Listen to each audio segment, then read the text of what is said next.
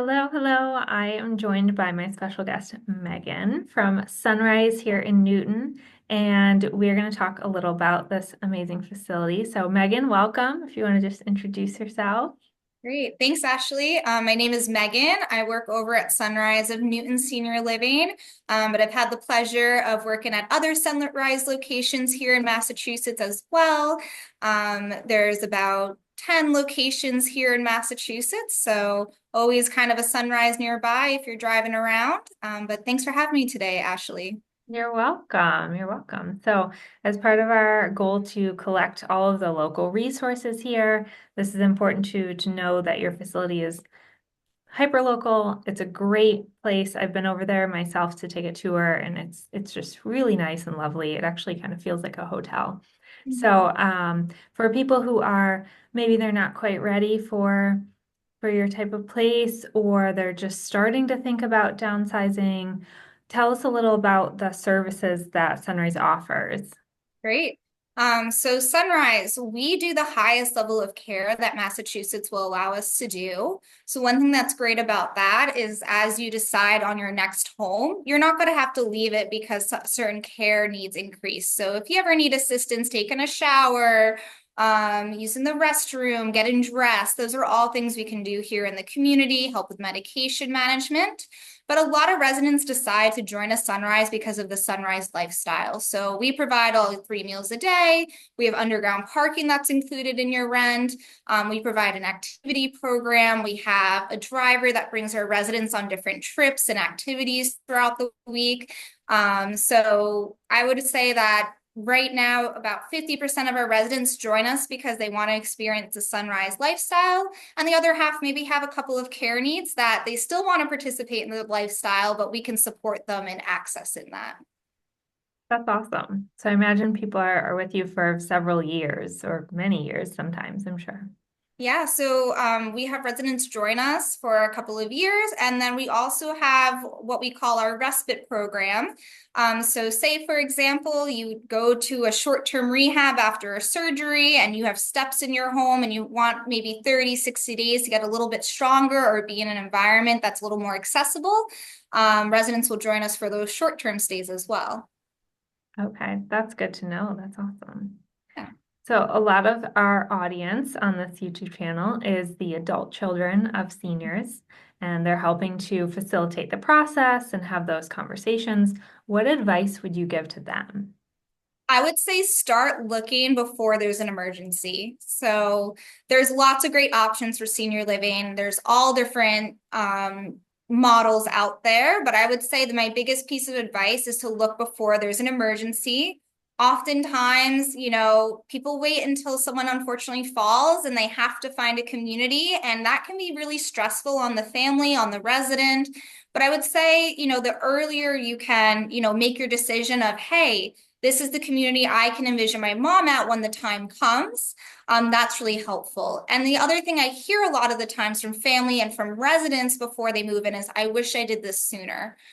So I find that as older adults, as they age, if you're finding your parent is becoming less social, maybe they can't drive anymore, maybe they don't live, the adult children don't live as locally, or you have your own kids that have a lot of sports and activities going on.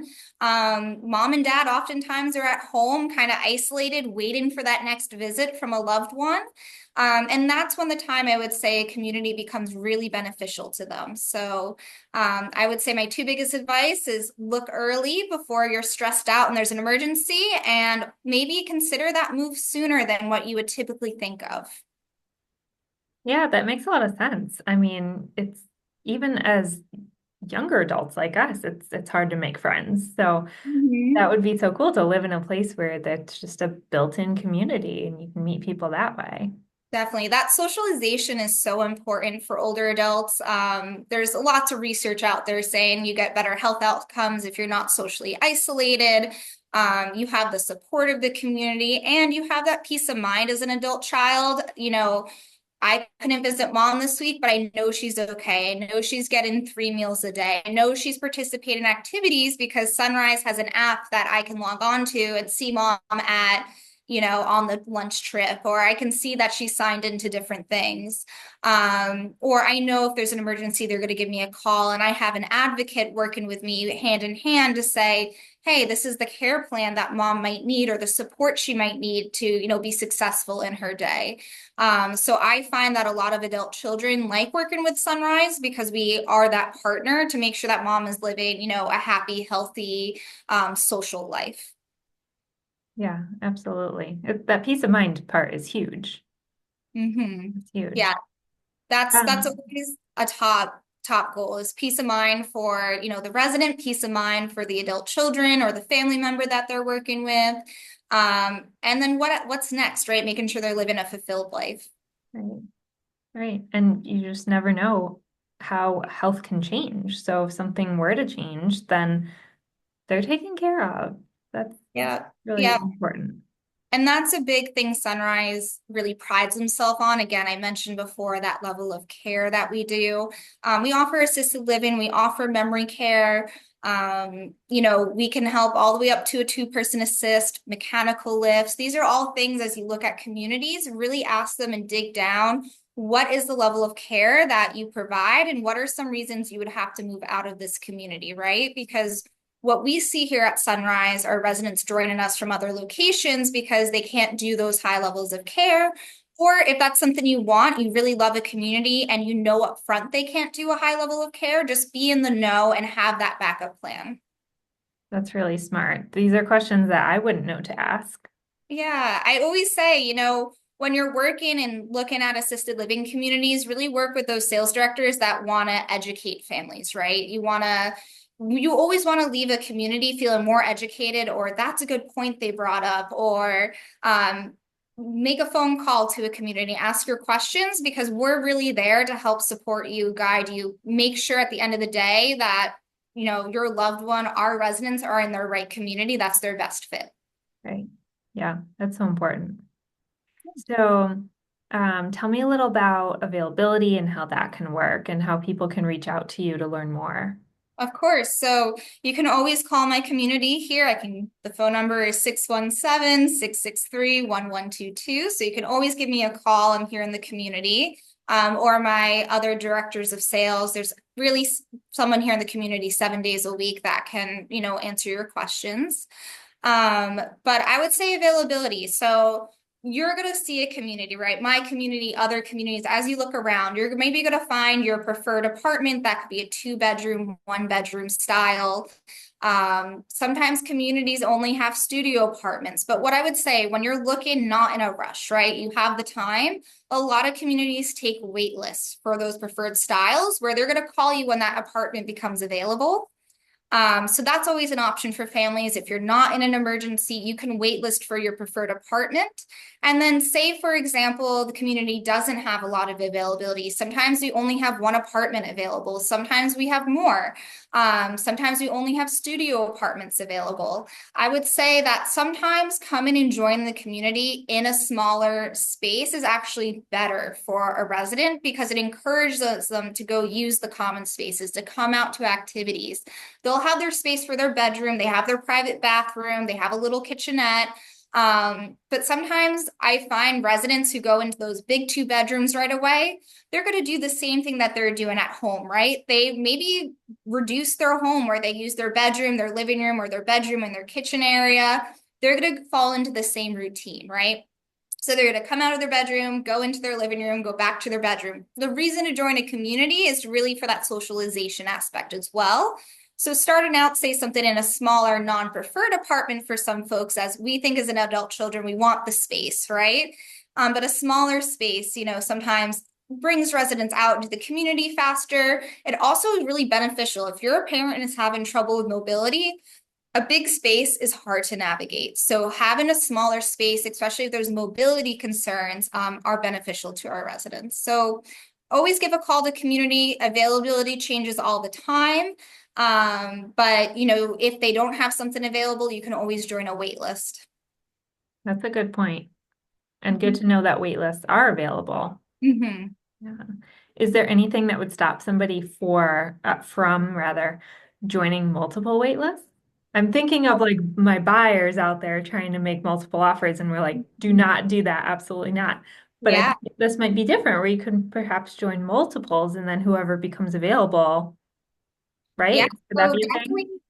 Definitely just check out their waitlist requirements for communities. Each community is going to do it differently. Mine, for example, very low stakes, the check for 1,500. We don't even cash it. We lock it away. It puts you on our formal wait list.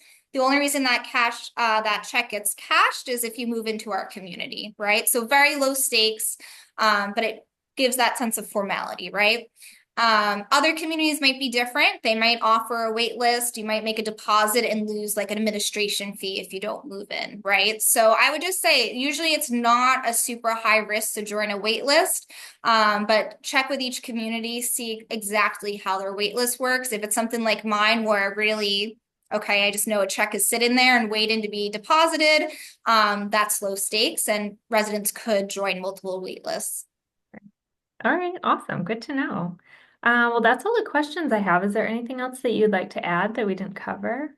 Yeah, I think one thing or piece of advice I always give families when they're looking at communities, do the touring yourself. It can be really overwhelming for your older adult loved one. Maybe they're having mobility challenges. They've lived in their home for 50, 60 years, right? This is a big change in life. I would say do the research yourself and go see the communities. You know your loved one best. Where can you envision them? And bring them to your top choice first. If they love that choice, they can say, oh, I can kind of see myself here. Great. Bring them back for an activity, bring them for a meal. They can join a tour.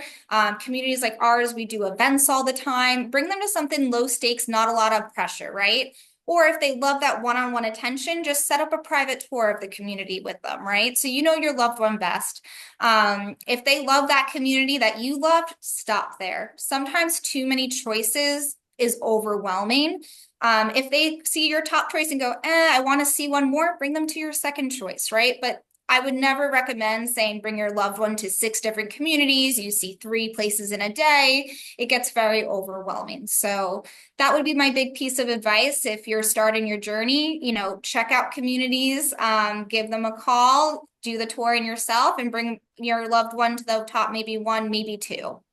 Oh, such good advice. Oh my Yeah. gosh. Yeah, I can see how that can get overwhelming and stressful and Yeah, and confusing as a too. realtor, you're bringing clients to a bunch of different houses, right? The tours all blend together, right? So was it this house or that house that I saw that in, right? Yeah. So, I would say really be mindful in your choices. Again, you know your parents the best. You can always bring them to an event that, again, a little bit less pressure on your loved one, especially if they're saying, oh, I'm not ready yet, or just okay, I'll go and take a look, right? So bring them for lunch, bring them for an event. But yeah, we're always happy to welcome folks to our community. Awesome. I love that. And of course, we on the real estate side are happy to come in as early as you're comfortable to the home to take a look, give advice on repairs, on what to clean, what to move out. We can bring in organizers and we have all the resources. So, um, yes, you can reach out to Megan at Sunrise. You can reach out to myself at Fleet Homes, Keller Williams. I'll put all the details and contact info in the notes for the episode. And thank you so much for being here with me. This is great. Thank you for having me, Ashley. All right. Thanks, guys.